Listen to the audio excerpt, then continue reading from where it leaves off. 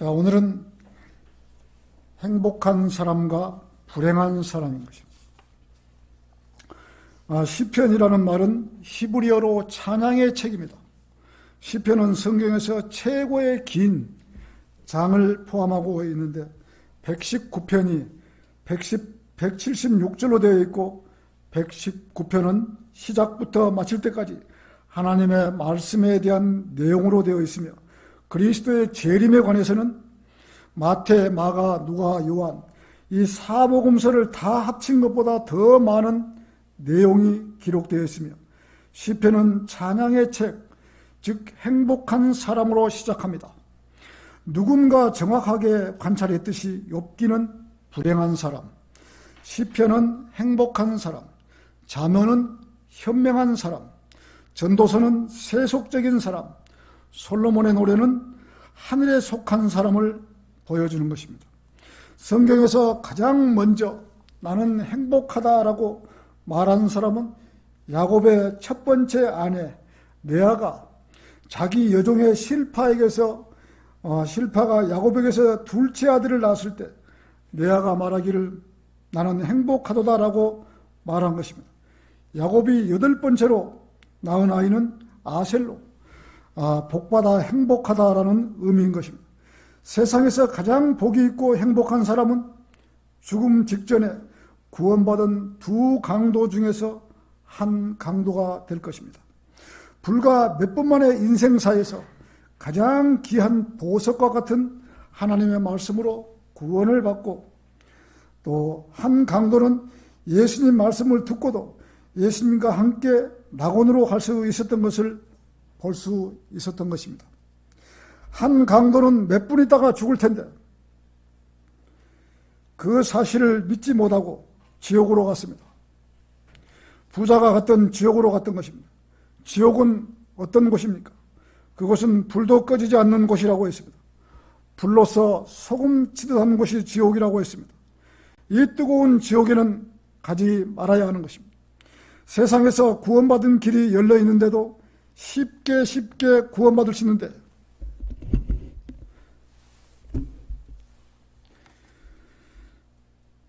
냉수 한 잔 마시는 것보다 더 쉽게 구원받을 수 있는 길을 열어놓았는데도 그 사실을 알지 못하고 지옥으로 가고 있는 것입니다. 정말 한심스러운 것이죠. 믿자의 본전인데 한번 믿어보면 될 텐데 그 사실을 믿지 못하고 지옥으로 가면 얼마나 불쌍한 사람으로 살다가 지옥으로 가는 이런 사람들이 세상에서 가장 불행한 사람들입니다. 어제도 우리가 거리 설교를 아주 힘있게 했습니다.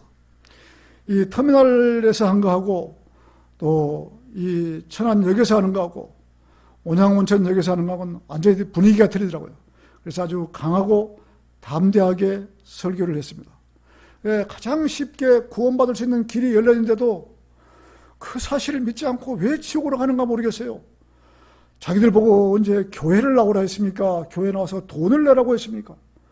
전혀 그런 것이 아니고 이 사실을 믿기만 하면 된다고 그렇게 목이 터져라고 외치는데도 믿지를 않고 가는 사람들이 너무 안타까웠습니다. 정말로 냉수 한 잔 마시는 시간보다 더 짧게 구원받을 수 있는 건데 이 사실을 못 믿고 간다는 것은 좀 불행한 것이죠. 그래서 이 복음을 우리가 천안생명침례교회 성도들이 매주 나가서 복음을 전하는 것이 우리의 사명이라고 생각합니다. 제가 사명이라는 그런 노래가 있는데요. 그 사명이라는 노래를 클라리넷으로 부르면 아주 멋있어요. 사명이라는 우리가 참 가기 전에 이것이 우리가 마지막으로 전해야 될 복음의 사명이라고 생각하고 우리가 매주마다 누구를 만나더라도 하나님의 말씀을 증거해야 되는 거라고 생각합니다. 우리가 끝까지 야기간 주님 오시는 날까지 이 대열에서 참 앞으로 천안교회가 얼마나 커질는지는 저는 잘 모르겠습니다. 하나님께서 키워주시면 크게 되는 것이고 그만하라 그러면 그만할 것이고 그런 것이지 우리들 마음대로 되는 것이 아니에요.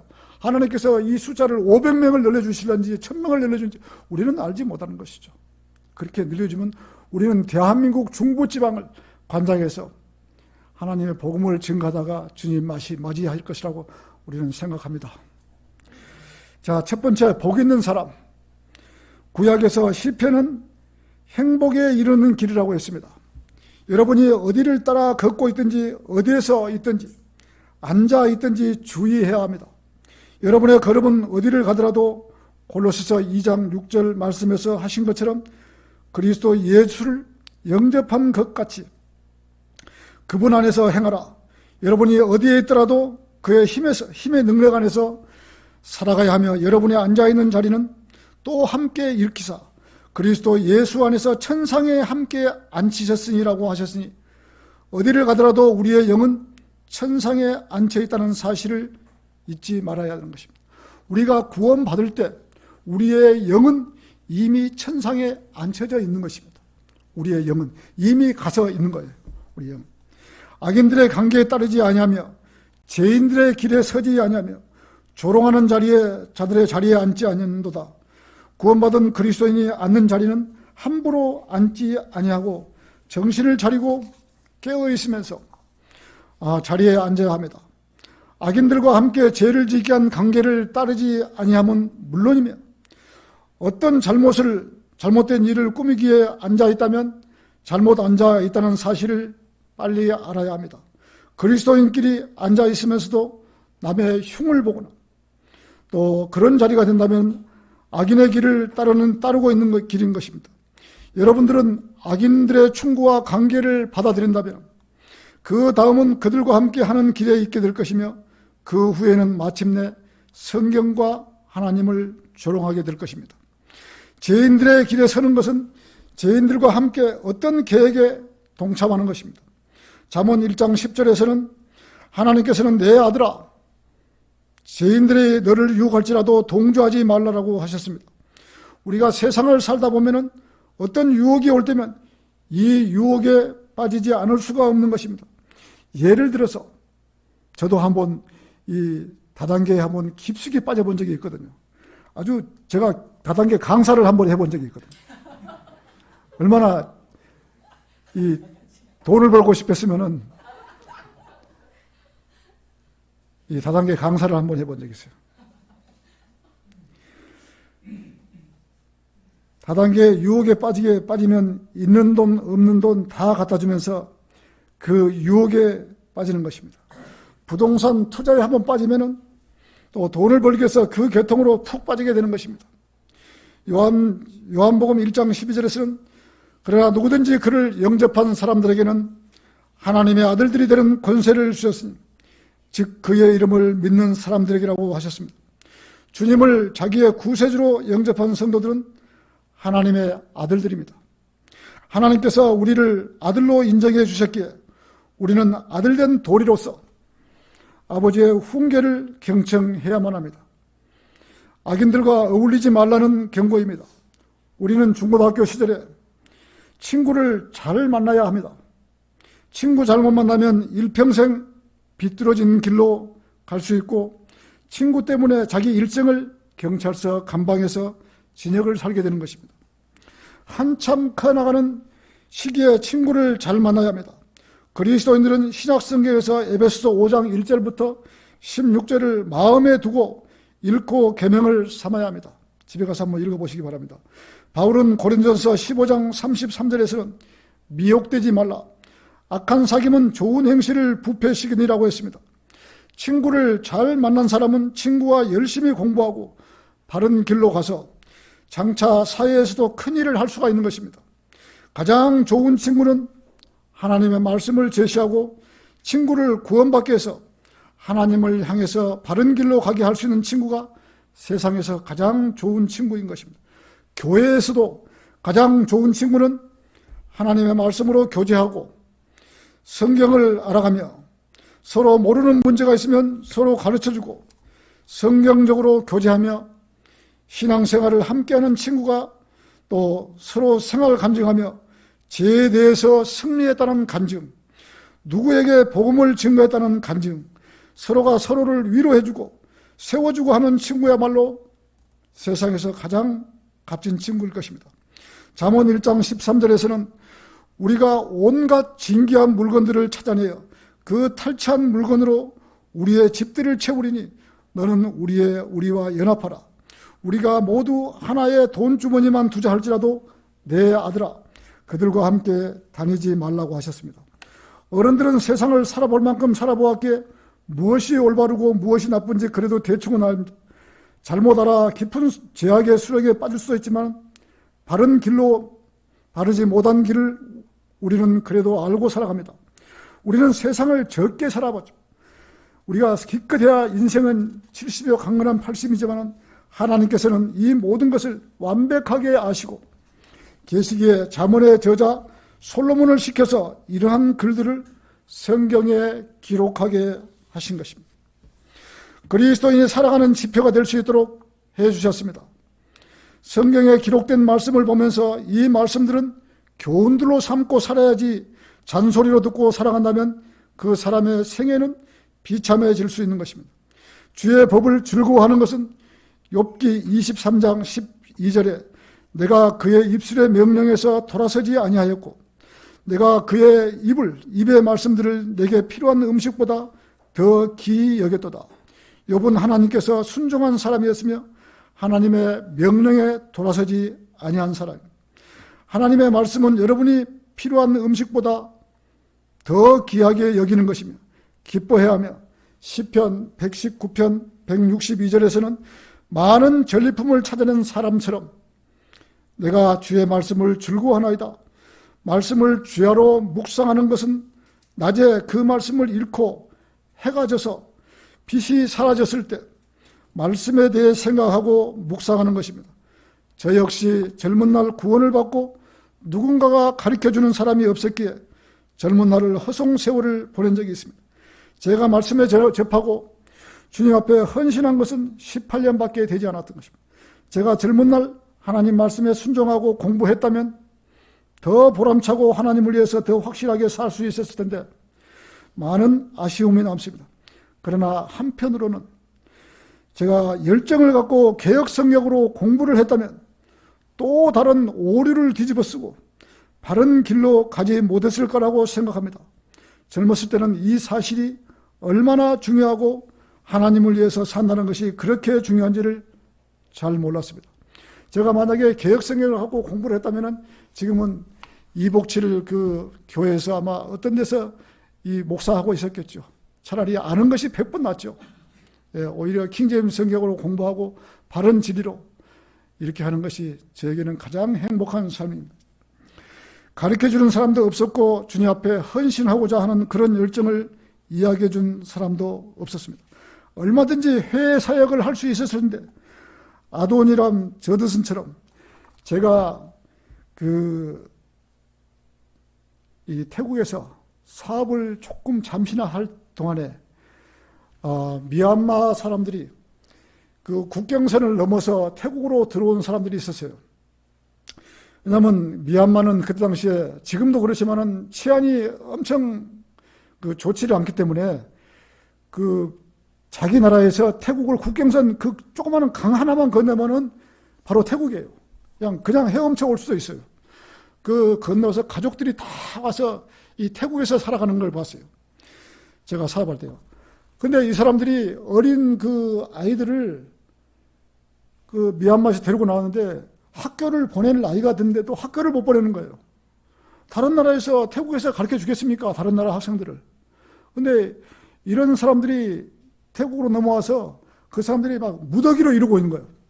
제가 그때 이제 태국에서 잠시 사업한다고 갔는데 이 사람들이 꼬마 한 5살, 4살만 되면은 하루에 와서 일하는데 저 일터에 와서 이 새우를 까는 거예요. 새우를. 정말 불쌍해서 못 보는 거예요. 그 어린 아이들이 학교도 안 가고 새우 까는 일을 하고. 만약에 제가 그때 당시에 지금처럼 이렇게 열정이 있고, 우리 윤경원 형제처럼 필리핀에서 사역을 할 수 있었다면 제가 아마 지금 정도만 됐어도 그쪽에서 그 사람들을 수천 명 모아서 아마 사역을 했을 거예요. 아도지람 저드슨도 그렇게 한 것처럼 제가 했으면은 얼마나 많은 사람들에게 복음을 가르치고 또 동남아 쪽 각 나라마다 다 이 사역자를 보낼 수 있었을 텐데 제가 그때는 실력도 없고 열정도 없고 배운 것도 없기 때문에 할 수가 없었어요. 그래서 정말 기회가 한번 이미 나이가 먹었기 때문에 기회는 없어요. 저한테는. 그런데 우리 젊은 형제들은 앞으로도 그런 기회가 얼마든지 많이 온다고 생각하죠. 그런데 가서 확실하게 배워가지고, 자, 신학교를 하면서 이 많은 사람들에게 하나님의 은혜의 복음을 전거해서 혼들을 이겨오는 일이 얼마나 좋습니까? 대한민국 사람 한 사람 구령하나, 미얀마 사람 한 사람 구령하나, 똑같은 거예요. 중국 사람 한 사람 구령하나, 똑같은 거예요. 상 받기는. 그래서 우리 젊은 형제들은 대단한 열정을 가지고 공부를 해야 되는 겁니다. 그때만 해도 성경을 잘 알지 못했고, 성경을 잘 알지 못했기에 그러한 사역을 한다는 것은 꿈 같은 일이었습니다. 지금 생각해보면 그런 사람들을 모아서 성경을 가르치고 신학교를 세워서 바른 진리를 가르쳐 주어서 동남아 쪽 사역을 할 수 있었을 텐데, 그때는 그러한 열정도 없고 실력이 없기 때문에 생각지도 못한 그러한 일이 있었습니다. 미얀마는 영국의 통치를 받았기에 영어를 다 하고 있었어요. 오히려 태국 사람들은 영어를 하지 못하는데 그들은 영어를 하고 있었습니다. 지금 같았으면 할 수도 있었을 것입니다. 그래서 우리 구원받은 성도들은 첫 번째로 성경을 알아야 합니다. 성경을 알려면은 성경을 봐야죠. 하루에 무조건 이렇게 자기 마음속으로 정해야 되는 것입니다. 성경은 한번 딱 손에 놔버리면요, 성경이 잘 안 읽혀져요. 아침에 조금 일찍 일어나서, 자, 하루에 아침에 구약 10장, 신약 10장.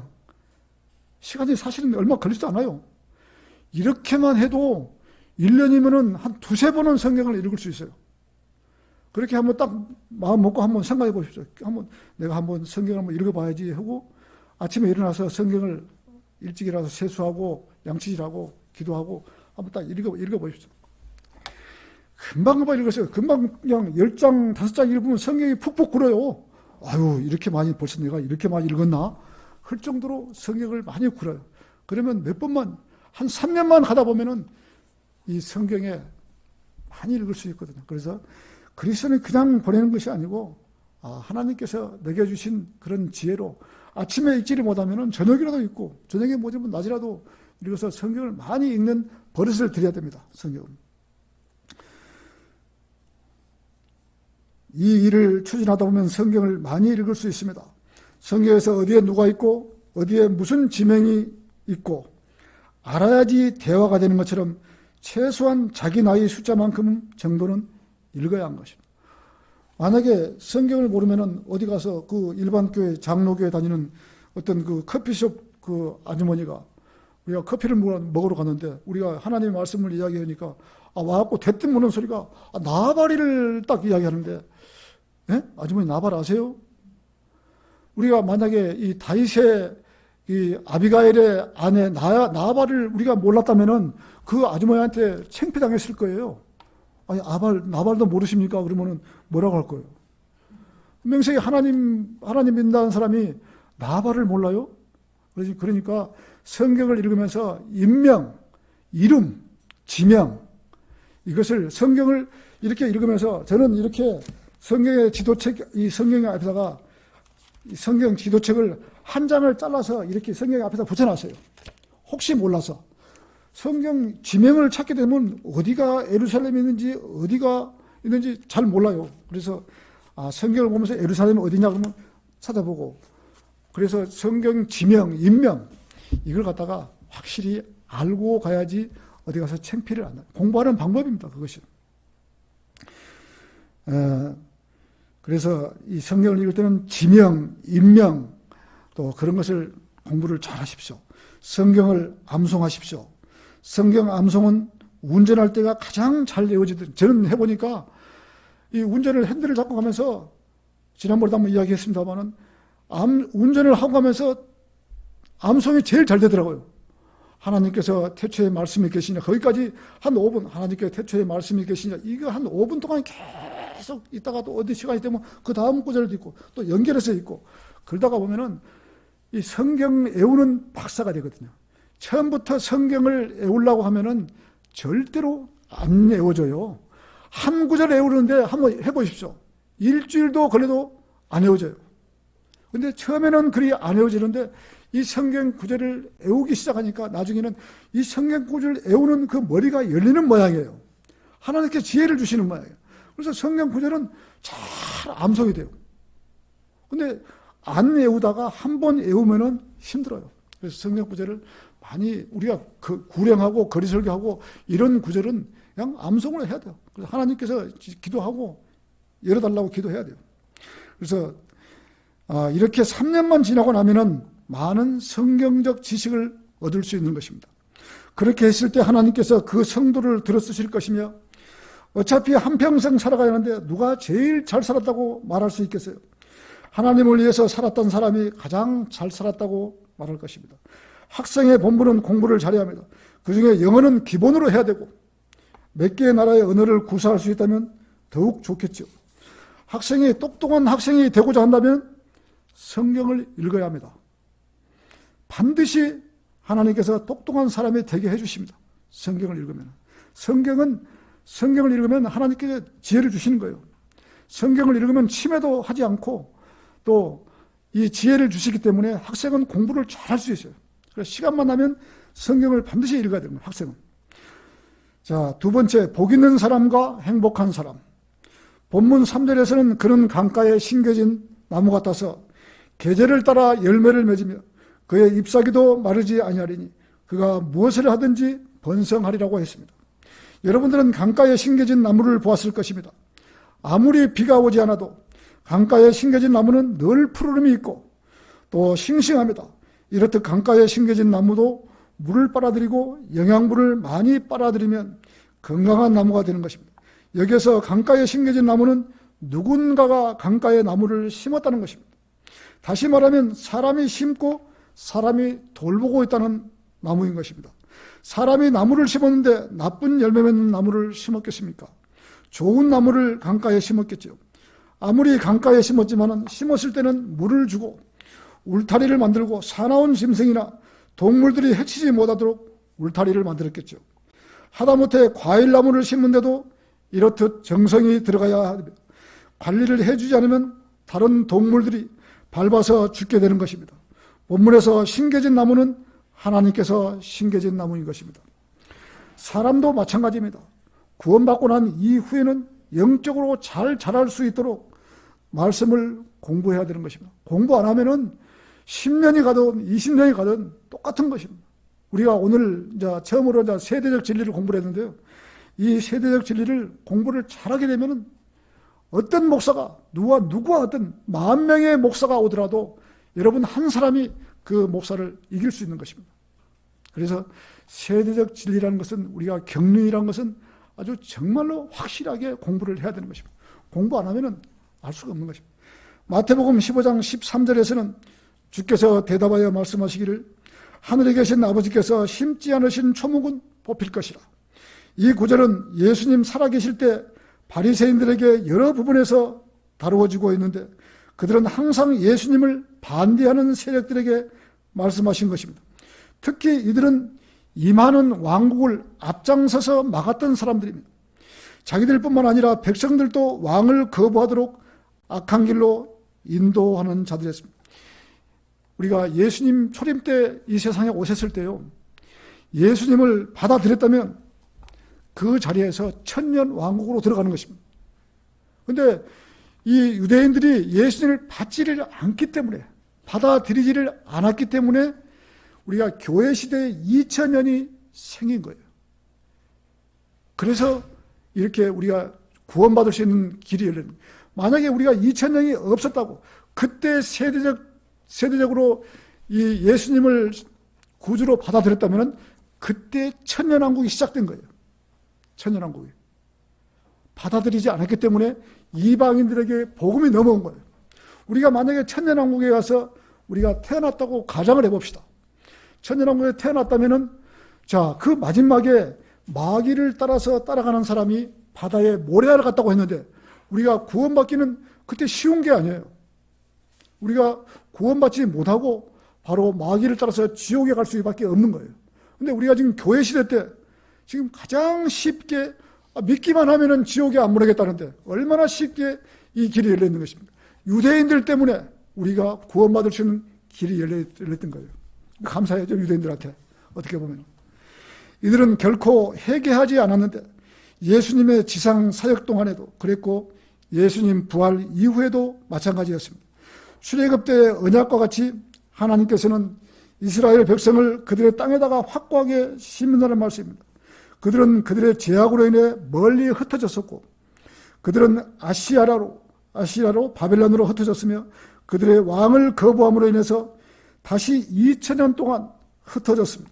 그러나 그들은 다시 이스라엘로 돌아와서 심겨질 것입니다. 이스라엘 사람들은 2000년 동안 전 세계를 떠돌다가 1948년 5월달에 1948년이 나왔습니다. 이스라엘이 회복되는 해가 1948년 5월달에 예루살렘으로 정착한 것입니다. 이때 당시에 벨푸어 선언을 1917년 11월 2일 영국의 외무부 장관이 벨푸어가 제1차 세계대전 당시 유대인을 지원하기 위해서 팔레스타인의 유대인을 위한 민족국가를 세우는데 동의한다고 발표를 선언한 것입니다. 영국은 벨푸어 선언을 취소했는데 그 선언은 유대인들에게 팔레스타인을 신탁 통치령으로 주기로 한 약속이었습니다. 영국이 그 선언을 취소했을 때 영국이 벨푸어 선언을 외무부 장관이 했는데 다시 그 뒤에 취소를 해버린 거예요. 그래서 영국은 아주 지금도 세계 10대 나라에 들어가지를 못하는 거죠. 아주 국가가. 그 선언을 취소했을 때 런던에 폭탄이 투하됨으로 인해서 제2차 세계대전이 시작되었으며 영국은 세계 최강으로서의 막을 내리게 되었으며 해가 지지 않는 나라 대영 제국의 태양인 아까도 했지만 미얀마도 영국령이었거든요. 그 전 세계적으로 영국이 아주 큰 나라였는데 이 벨푸어 선언을 취소한 이후로는 영국이 망해버린 것이죠. 기울고 영국 국기는 더 이상 해양을 지배하지 못하게 되었습니다. 심지어는 세계대전, 전쟁조차도 유대인을 염두에 두고 계획된 전쟁이었습니다. 제1차 세계대전이 유대인을 위한 땅이 준비되었지만 유대인은 돌아갈 수가 없었습니다. 그래서 제2차 세계대전이 발발해서 그 혼란이 사라졌고 비로소 유대인들이 그 땅으로 돌아갈 준비가 되었습니다. 지금도 유대인들이 그곳으로 돌아가고 있습니다. 유대인을 반대한 사람들은 다루시는 하나님의 방법은 매우 분명합니다. 에레미야 3장 10절을 한번 보시겠습니다. 에레미야 3장 10절입니다.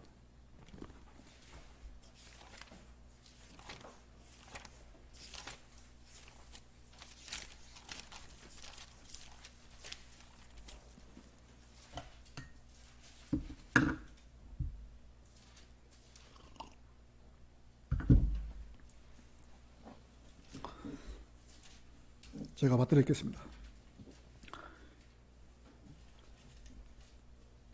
에레미야 30장 10절입니다. 죄송합니다.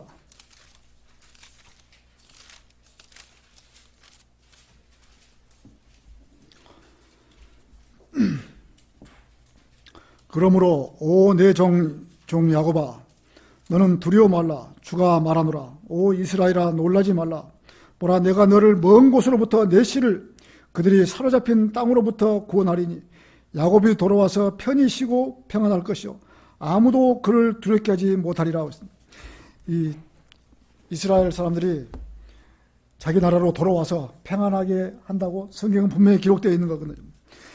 이 1917년 벨푸어 선언을 통해서 팔레스타인이 이스라엘 독립국가로 세워지는 것을 지지한다고 했으나 이를 번복하고 유대인들의 이민을 금지시켜버렸던 것입니다. 이렇게 영국은 벨푸어 선언을 취소했다가 취소 번복하는 바람에 하나님으로부터 저주를 받아서 세계 열강의 대열에 끼지 못하는 국가가 되어버린 것이죠. 영국에서 킹제임스 성경이 출간되고 복받은 나라였는데 유대인을 무시한 죄로 인해서 2차 세계대전이 일어났던 것이죠.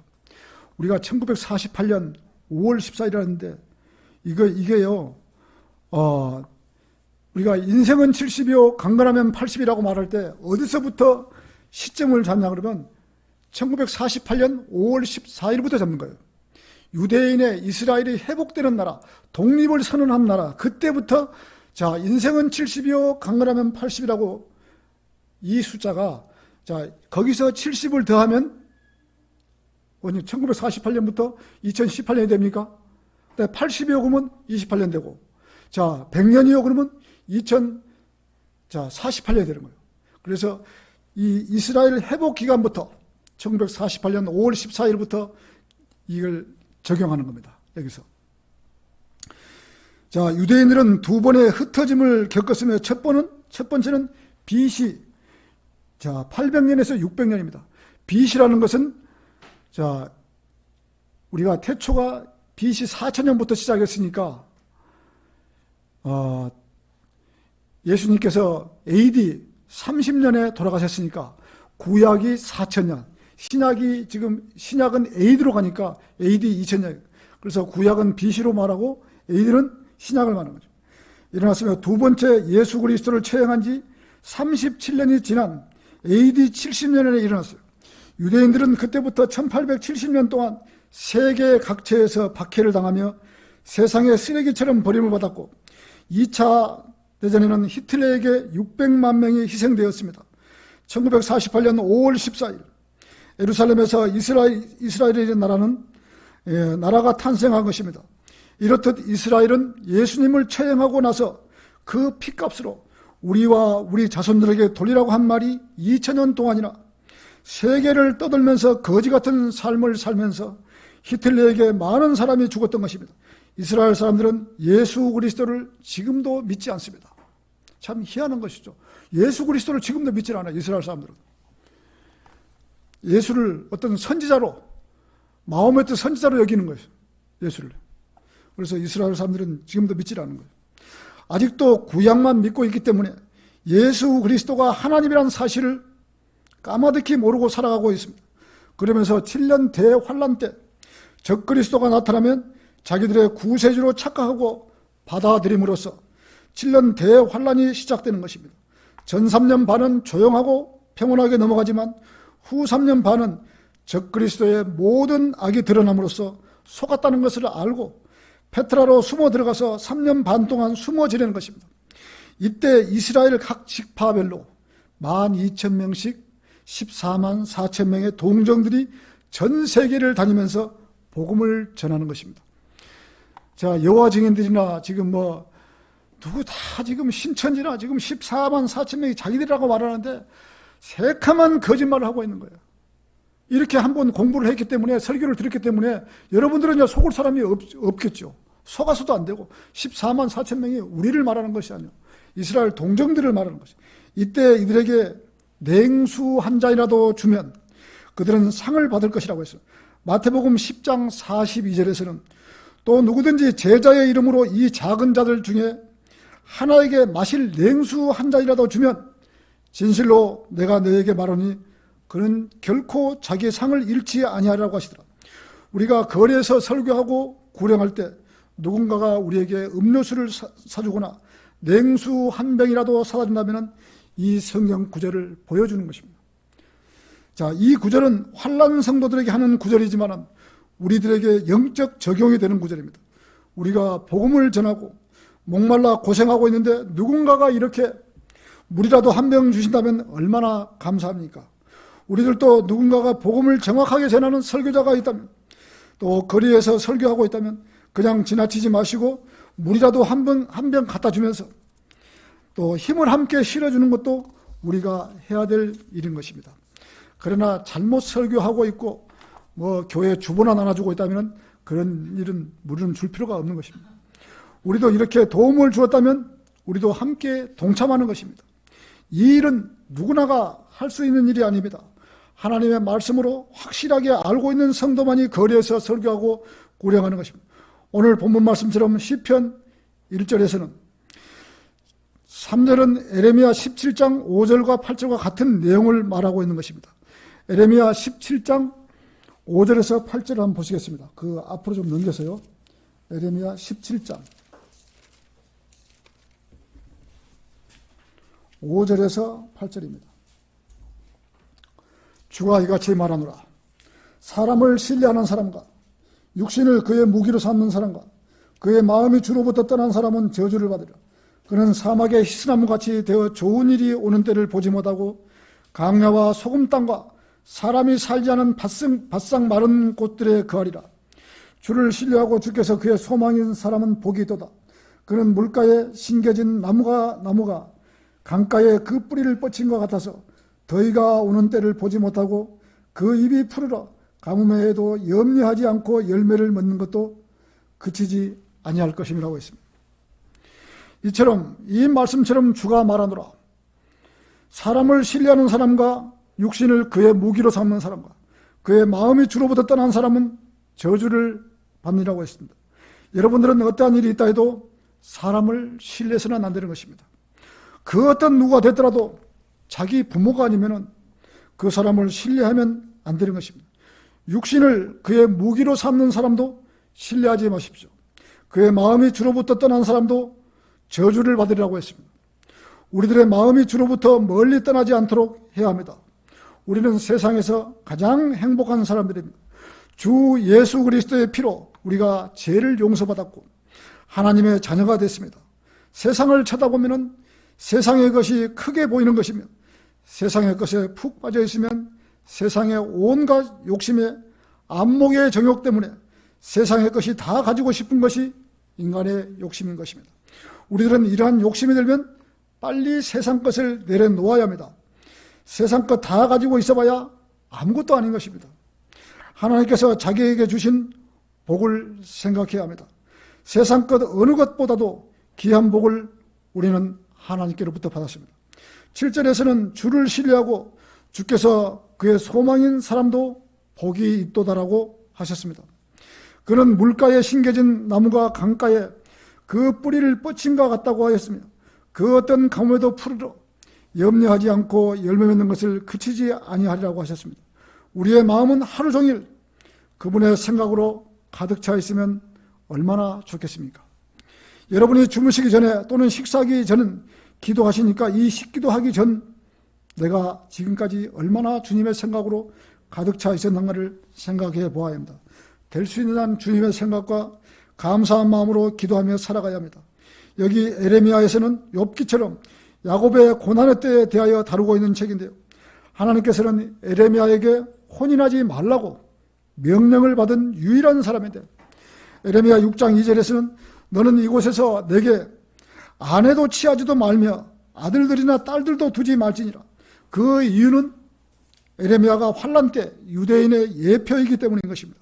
마태복음 24장 19절에서는 그날에는 아이벤 자들과 젖먹이는 자들에게 화 있으리라고 하셨습니다.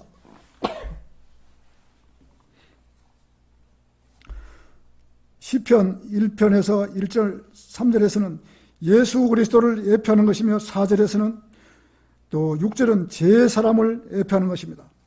세 번째, 불행한 사람.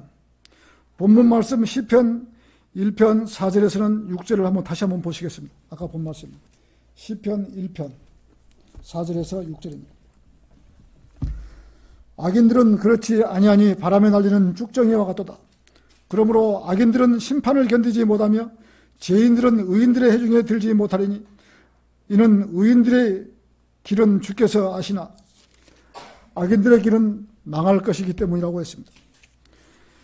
자, 악인들은 그렇지 아니하리니 바람에 날리는 쭉정이 같도다. 여기서 악인은 의인과는 대조적으로 구분이 됩니다. 그는 키로 곡식을 까부를 때 타작된 알맹이들로부터 떨어져 날아가는 찌꺼기 일명 쭉정이인 것입니다. 그들에게는 몇 가지 일이 생깁니다. 그들은 심판을 견디지 못할 것이며 쓰러질 것입니다. 구원받지 못한 사람이 가는 곳은 뻔하게 정해져 있는 것입니다. 가장 낮은 지옥에 떨어질 것이며 거기서도 영원 무궁토록 이를 갈며 고통을 당할 것입니다. 지옥이 있다고 거리 설교에도 기가 아플 정도로 외쳤건만 믿지 못하고 그곳으로 갈 것입니다. 세상에서 어떤 죄가 가장 큰 죄인가는 살인보다도 더 무서운 죄는 하나님을 믿지 아니하는 죄입니다. 그 사람의 마음에 의심이 가득 차 있기 때문에 하나님을 믿지 못하고 지옥으로 가는 것입니다. 이런 사람이 세상에서 가장 불행한 사람이 될 것입니다.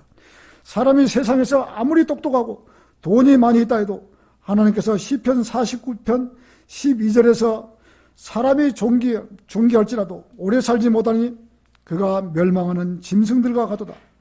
아무리 똑똑하다 할지라도 하나님께서 멸망하는 짐승들과 같다고 했습니다.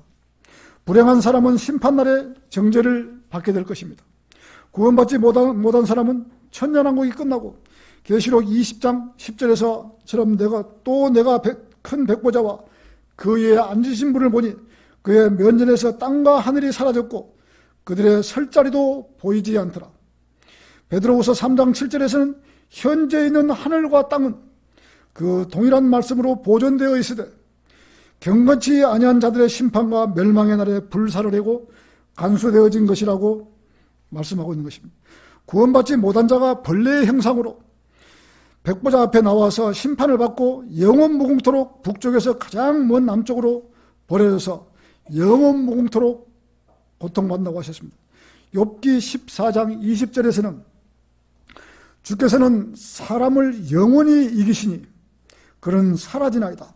주께서는 그의 용모를 바꾸시고 그를 멀리 보내시나이다 라고 하셨습니다. 주께서는 사람을 영원히 이기시는 것입니다. 그는 사라지나이다. 하나님은 영원하시나 인간은 계속해서 죽는다는 것이며 인간은 왔다가 그냥 갑니다. 죽음에서 면제되는 사람은 아무도 없는 것입니다. 하나님께서 그를 용모를 바꾸신다고 하셨는데 인간의 혼을 벌레의 모습으로 바꾸는 것입니다. 우리가 마가복음 9장 44절이나 46절이나 48절에 보면 그들은 이 벌레, 그곳에는 벌레의 형성, 벌레도 죽지 않는다고 3번이나 강조했거든요. 우리의 지금 이 몸은 하나님께서 하나님과 똑같은 몸을 우리 인간에게 주셨기에 지금 우리 하나님도 우리 인간하고 똑같이 생겼어요. 그러나 자, 우리를 지옥에 구원받지 않은 사람을 지옥으로 보낼 때는 이 사람의 모습대로 보내는 것이 아니고 벌레의 형상대로 지옥에 보내는 것입니다. 그래서 이 우리가 마가복음 그 44장 40절 보면은 그곳에는 그들의 벌레도 죽지 않는다고 벌레라고 했어요. 화장실에 가면 우리가 옛날 그 구식 화장실에 가면 벌레가 많이 그 벌레 모양으로 인간들이 가는 거예요. 그래서 사망과 지옥도 불못인지 던져진 이것이 둘째 사망이라. 누구든지 생명의 책에 기록되지 않는 자는 불못에 던져지더라고. 지옥도 뜨겁다고 부자가 아우성치고 있는데 더 뜨거운 불못으로 지옥도 던져버리는 것입니다. 이런 불못에서 벌레의 모습으로 영원무궁토록 살면서 고통을 받는다고 생각해 보십시오. 정말 끔찍한 일입니다. 그래도 우리는 구원받고 이러한 사실을 알고 있기에 정말 가서는 안 될 그런 지옥과 불못에 가는 사람들을 한 혼이라도 끄집어내어서 하늘나라로 가게 하는 것이 우리의 사명인 것입니다. 베드로후서 3장 8절에서는 사랑하는 자들아 주께는 하루가 천년 같고 천년이 하루 같은 이 한 가지를 잊지 말라. 주의 약속은 어떤 사람들이 더디다고 생각한 것처럼 더딘 것이 아니라 오직 우리에 대하여 오래 참으시오. 아무도 멸망하지 않고 다 회개에 이르게 하려 함이라고. 주님께서는 영원한 세계에서 하루가 천년이 될 수 있고 천년이 하루가 될 수 있는 것입니다. 이 지상에서 천년 왕국이 이루어지는데 사람이 오래도록 살 것 같지만 지나고 나면 하루를 지낸 것처럼 천년이 지나가는 것입니다. 영원한 세계에 들어가야만이 영원토록 죽지 않고 살아가는 것입니다. 하나님께서는 오래 참으신다고 하셨는데 저희들 생각 같아서는 지금 빨리 오셨으면 하는 바람도 있고 이 악한 세상을 종식시켜 주셨으면 하는 마음 간절하지만 구원받지 않는 사람의 입장에서는 하나님께서 오래 참아주고 계시는데도 돌이키지 않고 있는 것입니다. 정말 이 사실을 알고 있는 구원받은 그리스도의 입장에서는 돌이키지 않으니 답답할 노릇입니다. 대한민국 수많은 교회들에서도 바른 복음을 전해주지 않고 있습니다. 구원받을 수가 없는 것입니다.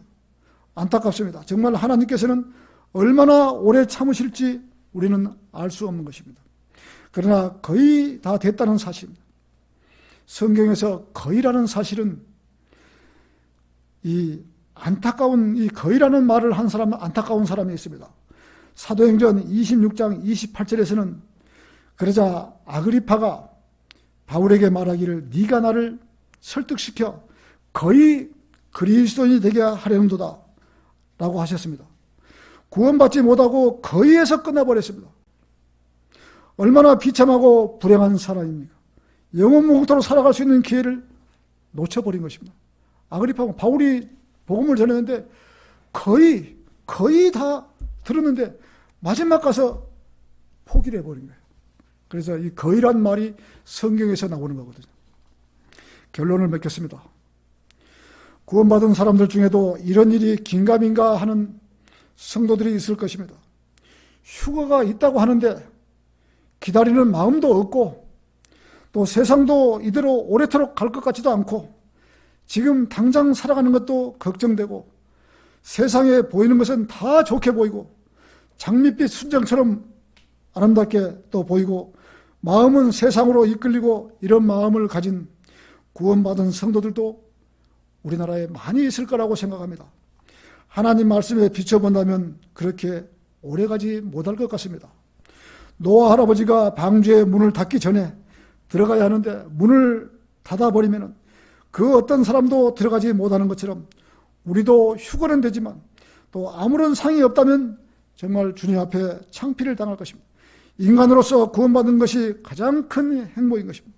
일단은 잘하든지 잘못하든지 구원은 받아야 합니다.